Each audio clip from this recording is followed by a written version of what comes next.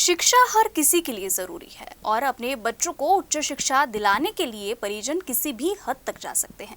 ऐसा ही एक मामला नागपुर के जरीपटका पुलिस थाना अंतर्गत सामने आया है, जहां अपनी बेटी को मेडिकल की पीजी कोर्स में एडमिशन दिलाने के नाम पर एक पिता से 70 लाख रुपए ठग लिए गए।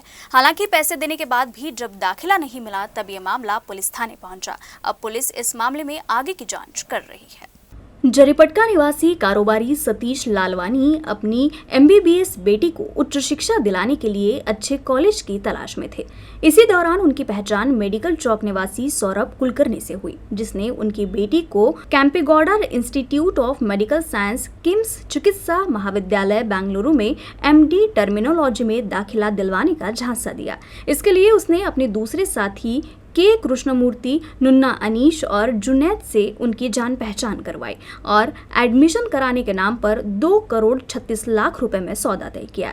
इसके लिए आरोपियों ने पहले उनसे 70 लाख रुपए भी लिए। बाद में जब उनकी बच्ची को कोई भी दाखिला नहीं मिला, तब ये मामला पुलिस थाने पहुंचा। उनसे मुलाकात करने के बाद उन्होंने बताया कि आपका काम हो जाएगा, बोले डर्मेटोलॉजी सीट पर। डर्मेटोलॉजी एक स्किन का ये रहता है, उस पर आपका बच्ची का एडमिशन हो जाएगा करके, जिसमें आपको 2 करोड़ 36 लाख रुपए लगेंगे, जिसमें आपको 12 लाख रुपए अभी पे करना पड़ेगा। जो बच्चा मैंने कैंसिलेशन कर रहा है सीट, उसको 12 लाख रुपए वापस करने पड़ेंगे। बाकी की पेमेंट आप 38 लाख कर दीजिए तो आपका प्रोसेस चालू करा देते। बाकी जैसे आपको मैंने वो अनीश नुन्ना बताएंगे, हमारे पीए बोले। उसके बाद में हमने उसको 12 लाख रुपए ट्रांसफ़र करके दिए और हम नागपुर आ गए। तो उन्होंने अपने को फिर क्या ये एडमिशन मैंने दे दिया, मतलब कहिए का लेटर दिया हमको कैंपेगौड़ा कॉलेज का कि आप जाके ज्वाइनिंग कर लीजिए। हम क्या है सामान के साथ पूरा वहाँ पहुँच गए,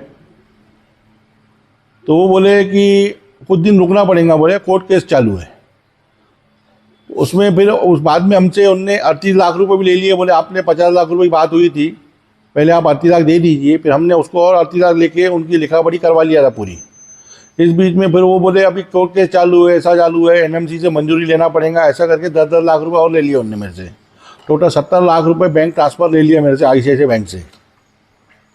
उसके बाद में बारम्बार 6 महीने से मैंने बराबर बात करते थे, उसके बाद फ़ोन उठाना बंद कर दिया उनने। जब मैंने पैसे वापस मांगना चालू कर दिया तो आज तक वो फ़ोन ही नहीं उठा रहे। आरोपियों ने कैंसल सीट को फिरियादी की बेटी को दिलाने का झांसा दिया था और इसके लिए बोगस दस्तावेज भी उपलब्ध करवाए थे। आरोपी के कृष्णमूर्ति को कॉलेज का अध्यक्ष बताते हुए मिलवाया गया था। उसी के बाद उन्होंने मिलकर इस पूरी धोखाधड़ी को अंजाम दिया था। अब पुलिस इस मामले में पूरे गिरोह के होने की संभावना व्यक्त कर रही है, जिसकी जाँच की जा रही है। जरीपटका पुलिस स्टेशन में सतीश लालवानी इन्होंने एक एप्लीकेशन दी हुई थी कि उन्होंने कहा कि उनकी लड़की के लिए डर्मेटोलॉजी पीजी के कोर्स के लिए एडमिशन लेना था, इसलिए वो यहाँ वहाँ पे इंक्वायरी कर रहे थे। उन्होंने गवर्नमेंट कोटा से भी अप्लाई किया था, लेकिन उसमें वो नहीं हो पाया था।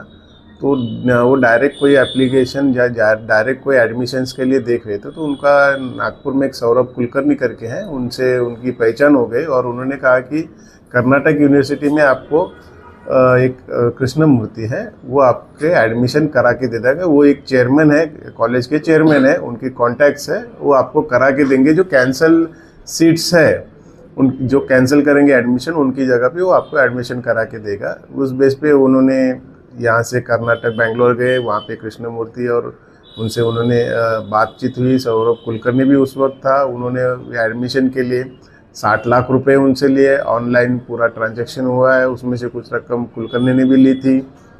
वो एडमिशन जेन्युइन है ये दिखाकर उनको कुछ रिसिट्स बना के दिए गए, यूनिवर्सिटी के ईमेल्स भेजे गए, जो बाद में पता है कुछ ऐसे कोई ईमेल और ये रिसिट्स यूनिवर्सिटी ने दिया है। तो उस बेसिस के इंक्वायरी के बेसिस पे गुना दाखिल हो चुका है।